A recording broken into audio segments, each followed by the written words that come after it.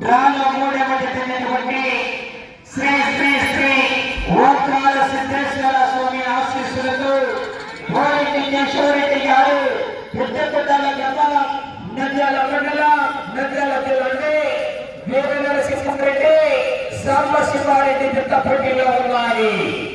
ఆ తదుపరి నాలుగవ జతైనటువంటి శ్రీ లక్ష్మీ నరసింహస్వామి ఆశీస్సులతో మార్కల చక్రవర్తుల రెడ్డి గారు చౌటపల్లి గ్రామ గౌరవ సర్పంచ్ ప్రతిపేట కడప జిల్లా వారి జత మత్సల పులి కారంజయ్య జతరెడ్డి గారు రావాలండి. ఆలస్యం చేయకుండా చివరి జత